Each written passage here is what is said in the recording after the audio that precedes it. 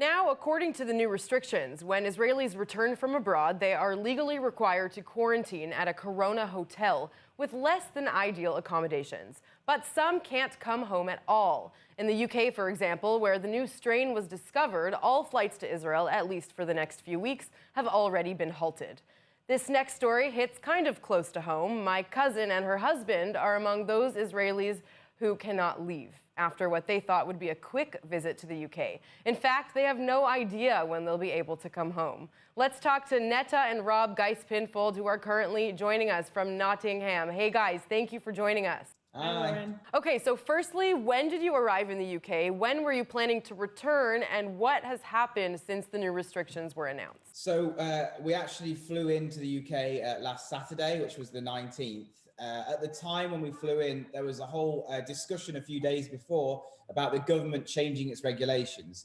We were very relieved because the government said, actually, we're not going to change any regulations. Go ahead as planned. We will relax the social distancing rules for Christmas so you can spend time with your families. When we were on the flight, by the time we landed, the government had actually U-turned and then subsequently changed the rules, basically saying that everything we said before is cancelled. So don't meet your families, stay at home. All of London is basically under a de facto lockdown. So we had to basically get a COVID test, flee London before the rules came into place. And now we're currently in Nottingham, just in the North Midlands of the UK.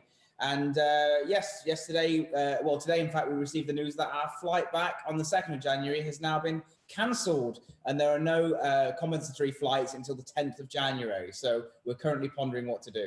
And Netta, this must be especially hard for you as your entire immediate family is in Israel. How are you dealing with this? They can survive without me for a couple of weeks. Obviously, we miss them. And we're looking forward to seeing them again. To be honest, our main concern is the cats.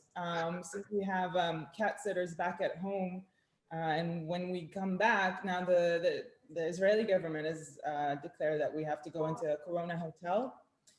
So that's going to be a bit of an issue. So that's one thing on our mind. We don't know how we'll sort that out. But we're taking it day by day and hoping for the best. Things have been changing so rapidly. So it's just been impossible to plan.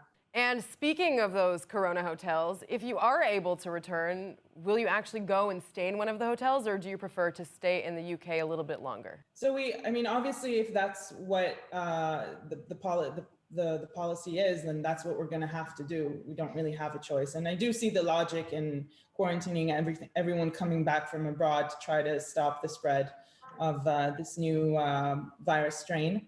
However, we really, really hope to avoid it. We're hoping that by the time we get back, things have calmed down a bit. It does seem like this is another strain of the same virus, but who knows really? We'll do what we have to do. Yeah, and we're hearing a lot of horror stories about the hotels. To be honest, the hotels themselves are nice, but obviously because it was all done at the last minute, I'm hearing from people that are there at the moment that basically they have no Wi-Fi, no coffee, no tea, no drinks. They're not allowed outside of their rooms, and the meals are delivered at sporadic times. It is basically army rations. So if possible, we're looking to avoid that. Right, I'm sure being in the UK during Christmas usually is really exciting, but this year Christmas has virtually been canceled, as you said. Are you able to see anyone while you're there? What is the general atmosphere among people around where you are?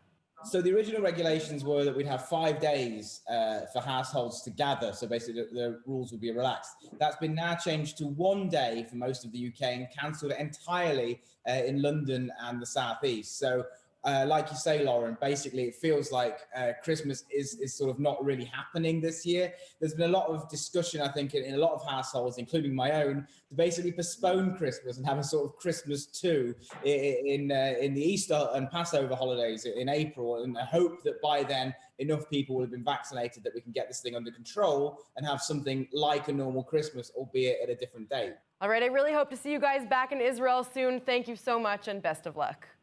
Thank you. Thanks so much, Lauren. Us too.